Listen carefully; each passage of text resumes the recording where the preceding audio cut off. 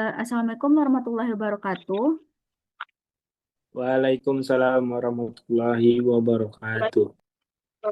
Pada kesempatan ini, kami akan menjelaskan hasil diskusi kami mengenai analisis studi kasus dilema etika dan akuntabilitas pada startup teknologi yang terjadi pada PT Aquatex.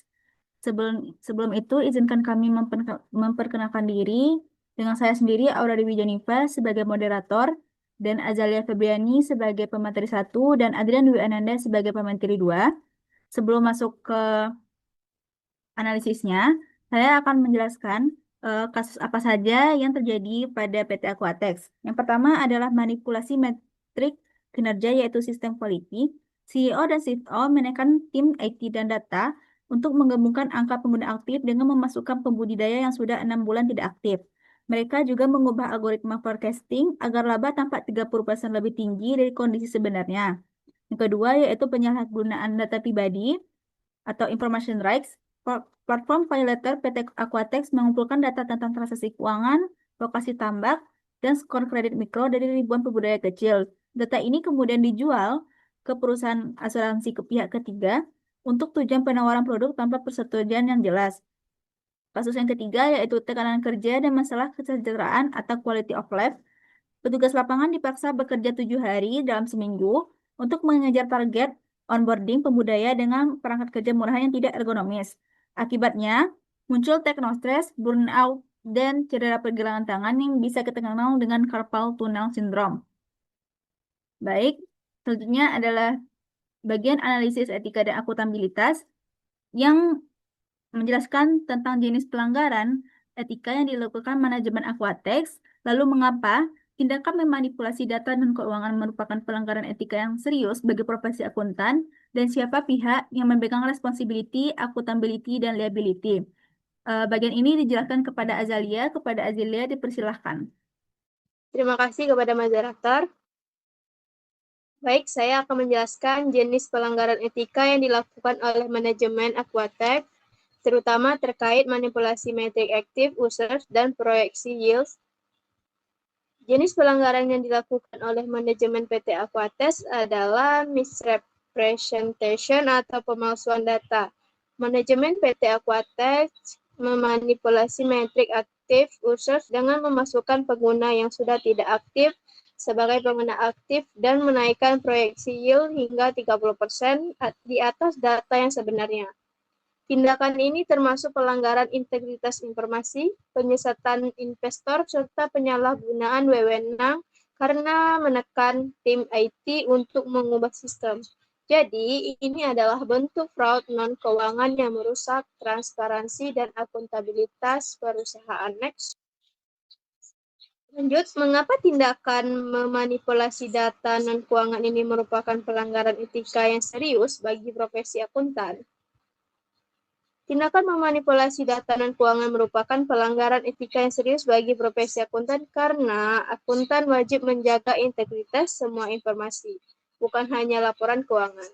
KPI atau Key Performance Indicator seperti active users dan proyeksi yield sangat mempengaruhi keputusan investor dan penilaian perusahaan.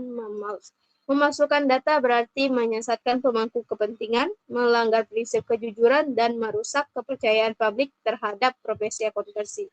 Next. Yang bertanggung jawab terhadap moral, siapa yang akuntabel, dan siapa yang dapat dikenakan kewajiban hukum jika data tersebut digunakan dalam prospektus investasi. Dalam kasus ini ada 3 pihak yang memegang tanggung jawab berbeda. Yang pertama, responsibility, yaitu siapa yang bertanggung jawab secara moral. Yang bertanggung jawab secara moral adalah CEO dan CFO PT Aquatex karena mereka menekankan tim data dan IT untuk memodifikasi laporan Key Performance Indicator di dashboard internal dan eksternal. Walaupun tidak mereka sendiri yang mengubah data, keputusan tidak etis itu berasal dari mereka, sehingga mereka memegang tanggung jawab moral terbesar. Yang kedua, accountability, yaitu siapa yang memegang tanggung jawab operasional atau pelaksanaannya. Yang memegang tanggung jawab ini adalah tim data dan tim IT. karena mereka yang melakukan perubahan teknis pada dashboard KPI dan algoritma sistem yang diperintahkan oleh CEO dan CFO di PT Aquatex. Jadi secara operasional mereka yang menjalankan instruksi tersebut walaupun dilakukan di bawah tekanan atasan. Yang terakhir, yaitu siapa yang bisa dikenakan kewajiban hukum jika data palsu masuk ke prospektus investasi. Yang dikenakan kewajiban hukum tersebut adalah CEO dan CFO jika data palsu digunakan untuk menarik investor, maka CEO dan CFO dianggap misleading information atau penipuan kepada investor. Saya kembalikan kepada moderator. Baik, terima kasih Azalia. Selanjutnya adalah bagian analisis dimensi moral menggunakan kerangka Moral Dimension of Information Act, yaitu yang terdiri dari hak informasi dan kualitas sistem. Bagian ini akan dijelaskan oleh Adrian. Kepada Adrian dipersilahkan. Saya akan menjelaskan analisis dimensi moral menggunakan kerangka Moral Dimension of Information Act yang bernama hak pembudidayaan tanpa persetujuan jelas. Ini menunjukkan fair information practice. Perusahaan harus memberikan pemberitahuan yang jelas, meminta persetujuan jelas, memberi akses bagi penggunaan untuk melihat dan mengoreksi data mereka, menjaga keamanan data melalui enkripsi, serta menerapkan mekanisme pengawasan dan audit agar penggunaan data benar-benar transparan dan dapat dipertanggungjawabkan. Next, selanjutnya kualitas sistem. Pada kualitas sistem, manipulasi algoritma forecasting merusak integritas dan keandalan sistem informasi. Data yang dihasilkan menjadi tidak akurat, tidak dapat diverifikasi, dan tidak mewakili kondisi bisnis yang sebenarnya. Hal ini melemahkan standar kualitas data dalam akuntansi karena laporan investor serta pihak internal yang mengambil keputusan. Baik, terima kasih Adrian. Selanjutnya adalah bagian isu kualitas hidup dan solusi. Bagian ini menjelaskan tentang mengapa ergonomi dan workplace design adalah isu etika yang harus diprioritaskan dan apa saja rekomendasi kebijakan yang konkret untuk PT Aquatex guna memitigasi risiko etika di masa depan jika kita sebagai tim audit dan atau konsultan internal. Bagian ini akan dijelaskan oleh Azalia dan Adrian kepada mereka berdua. Dipersilahkan. Terima kasih kepada moderator. Saya akan menjelaskan mengapa ergonomi dan workplace design adalah isu etika yang harus diprioritaskan oleh perusahaan teknologi. Ergonomi dan workplace design adalah isu etika yang harus diprioritaskan oleh perusahaan teknologi karena teknologi tidak hanya mempengaruhi produktivitas, tetapi juga kesehatan fisik dan mental karyawan. Jika perangkat atau aplikasi tidak ergonomis, maka pekerja bisa mengalami teknostres, kelelahan, hingga cedera seperti carpal tunnel. Perusahaan teknologi seperti Aquatex memiliki tanggung jawab moral untuk memastikan bahwa inovasi yang mereka ciptakan tidak hanya membahayakan manusia yang mengoperasikannya. Dengan mengabaikan ergonomi, perusahaan berarti mengabaikan kesejahteraan, keselamatan, dan hak karyawan atas lingkungan kerja yang layak. Next.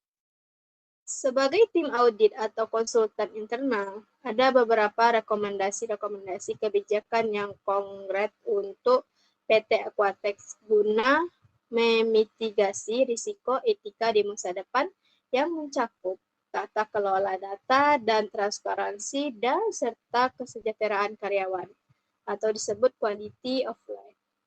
Oke, saya dilanjutkan oleh Adrian. Ya, saya akan melanjutkan materi. Yang pertama, kebijakan tata kelola data etis dan transparansi penggunaan data. Rekomendasi kebijakan ini berfokus pada penerapan kerangka kerja yang komprehensif untuk memastikan data dikumpulkan, disimpan, diproses, dan digunakan secara bertanggung jawab. Hal ini meminimalkan risiko penyalahgunaan informasi sensitif dan membangun kepercayaan pemangku kepentingan. Yang kedua, kebijakan transparansi pelaporan keuangan dan non-keuangan. Rekomendasi ini bertujuan untuk meningkatkan keterbukaan dalam pengambilan keputusan dan pengungkapan informasi material yang krusial bagi pertumbuhan berkelanjutan dan kepercayaan investor. Yang ketiga, kebijakan kesejahteraan karyawan yang menyeluruh. Rekomendasi ini menekankan pentingnya menjaga lingkungan kerja yang aman, sehat, dan suportif yang secara langsung mengaruhi etika kerja dan loyalitas karyawan. Sekian dari penjelasan saya kembalikan kepada moderator. Baik, terima kasih kepada Azalia dan Adrian. Seperti dari penjelasan analisis tadi, maka dapat disimpulkan bahwa kasus PT Aquatex menunjukkan pentingnya integritas data, perlindungan privasi, dan perhatian terhadap kualitas hidup dalam penerapan sistem informasi. Dengan penerapan tata kelola yang lebih baik, perusahaan dapat meningkatkan kepercayaan investor, melindungi hak pengguna, dan menjaga kesejahteraan karyawan. Baiklah, sekian dari presentasi kami. Jika ada kata yang salah atau ucapan yang salah, mohon maaf. Wabillahi taufiq wal hidayah. Wassalamualaikum warahmatullahi wabarakatuh. Waalaikumsalam warahmatullahi wabarakatuh.